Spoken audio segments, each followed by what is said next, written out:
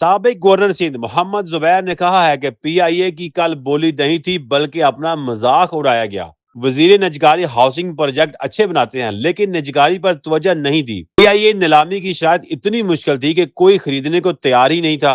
انہوں نے اے are Y news کے پروگرام میں گفتگو کرتے ہوئے کہا کہ کل پی آئی اے کی بولی نہیں تھی بلکہ ہم نے اپنا مذاق اڑایا۔ پی آئی اے کی بولی سے متعلق جو کچھ کل ہوا اس نے سرپرائز کیا۔ فائنانشل ایڈوائزر تعینات کیے گئے لیکن ایک بھی غیر ملکی سرمایہ کار نہیں آیا۔ 1 سال سے واویلا کیا گیا جبکہ کوئی فائدہ نہیں ہوا۔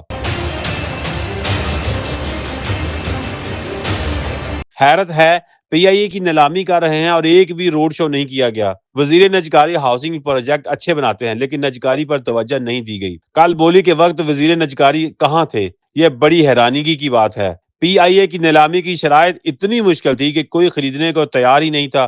غیر ملکی سرمایہ کاروں کے لیے پی آئی اے کی بیلنس شیٹ پرکشش بنائی گئی تھی۔ پی آئی اے پر مجموعی قرض 825 ارب روپے ہے۔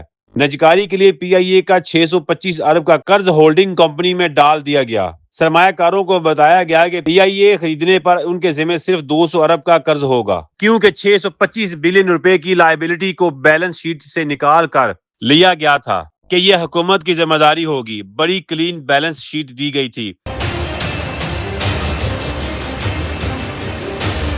نیلامی میں بڑے سرمایہ کاروں نے حصہ نہیں لیا۔ ایک ریئل اسٹیٹ بزنس مین نے حصہ لیا۔ اگر اس کو دے دیتے تو سوچے کیا حال کر دیتا۔ 1999 میں پرائیویٹائزیشن پروگرام کو نون لیگ نے لانچ کیا۔ پیپلز پارٹی نے اس کی مخالفت کی تھی۔ 2016 میں پی آئی اے نے نجکاری کی مخالفت کی لیکن اس بار حکومت کی کہیں کوئی مخالفت نہیں تھی۔ اس کے باوجود اتنی بڑی ناکامی ہوئی ہے۔